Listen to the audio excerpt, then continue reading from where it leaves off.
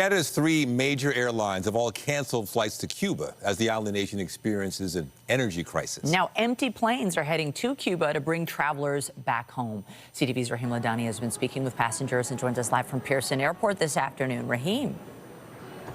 Hi, Michelle. Yeah, that's right. So all of the planes that are leaving Pearson Airport today going down to Cuba, they are going down empty with one goal, and that is to bring passengers back home to Canada. Air Canada, WestJet, Air Transat, they have all announced that they are going to be winding down their operations because of the situation unfolding in Cuba. And it's important to note that they say they will be carrying extra fuel so that they have enough fuel for the return trip and that they're not relying on local reserves. I just finished speaking with a representative from Air Canada. He says that this is going to continue for the next 5 to 10 days. The reason for that is they don't want those who are in Cuba to have to cut their trip short unless they want to. So people can still come back on their scheduled departure date, but if they do want to come back, if they're a little nervous or anxious, they can call the airline, and if there is any room, they will bring them back early. Air Canada says they have about 3,000 passengers that they need to repatriate, while Global Affairs Canada says there are about 7,200 Canadians who are registered.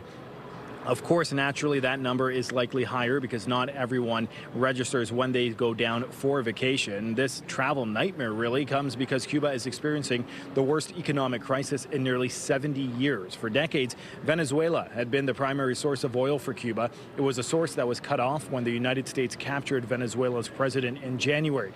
Now, U.S. President Donald Trump has said he would impose tariffs on any country that sells or provides oil to Cuba, and that has further depleted its sources of fuel.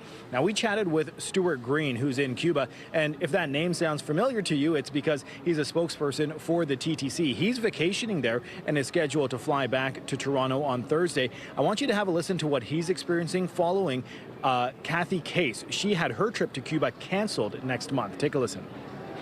So we're in an area called Holguin, which is sort of in the east and southern part of the island. So we're quite far away from Veradero and Havana. We've had very few issues here.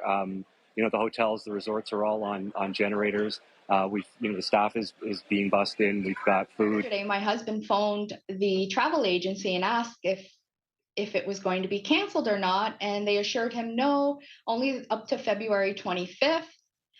And then at 5 o'clock this morning, my husband woke me up to tell me that our trip has been canceled.